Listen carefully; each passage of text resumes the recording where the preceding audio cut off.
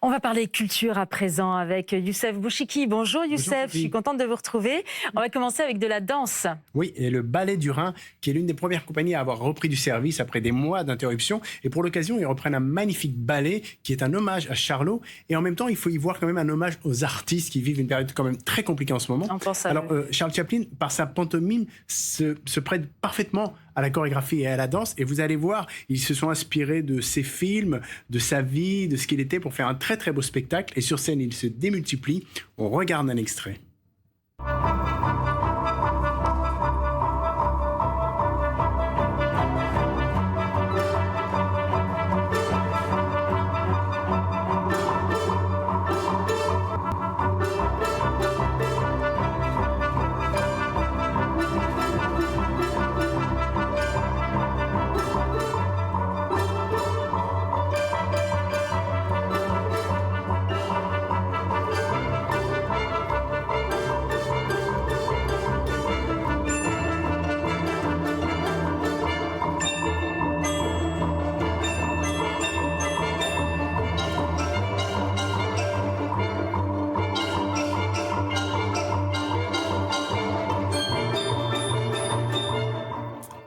Voilà, allez le voir, c'est à l'Opéra du Rhin à Strasbourg jusqu'à demain et les 16 et 17 septembre à Mulhouse, et ils seront également à la Maison de la Danse en novembre à Lyon. Un très beau spectacle, plein de poésie. Absolument. On continue avec du jazz, bien sûr. Alors, le festival, en fait, s'est adapté à la situation sanitaire et propose une programmation avec 2 week-ends de concerts et une programmation quand même où les Américains manquent à cause du Covid, ils n'ont pas pu venir. Alors au programme, Ibrahim Malouf, Roberto Fonseca, le pianiste du Buena Vista Social Club, une soirée d'hommage au disque mythique de John Coltrane, Africa Bass, et dans les temps forts, le concert de Fatoumata Diawara. Je vous propose un extrait, vous allez voir, ça va vous donner envie d'y aller ce week-end. Ouais, c'est sûr.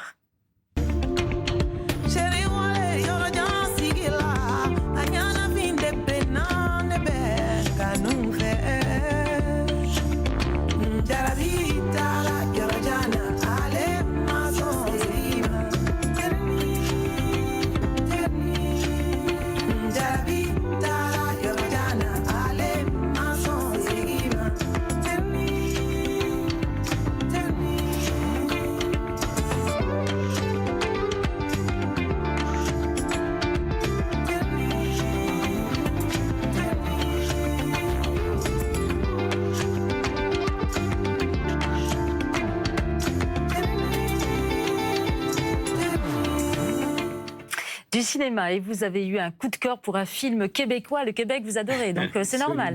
Alors oui, c'est un film fort qui traite de la question de l'immigration au Canada, et la réalisatrice Sophie Dérap a eu l'idée de transposer la pièce de Sophocle Antigone dans le Montréal d'aujourd'hui, et elle a mélangé ça avec un fait divers qui a vraiment défrayé la chronique en 2008 à Montréal, et vous allez voir, ça donne un film choc. Regarde la bande-annonce, ça donne vraiment une idée du film.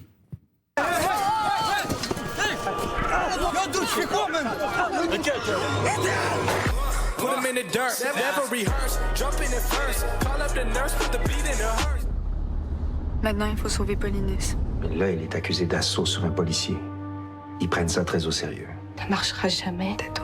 J'ai peur pour toi. Fais ce qu'il faut. C'est tout.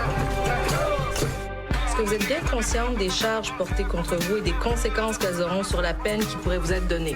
Oui, je suis solidaire de ma famille. J'ai enfreint la loi, mais je recommencerai demain. Mon cœur me dit d'aider mon frère. On fera pas ton procès. On va faire entendre ta cause. Tu sacrifies ta vie. Mademoiselle, laissez les procédures. Mais je l'ai vomi, OK, vos procédures? Votre honneur, vous êtes ridicule avec vos cérémonies.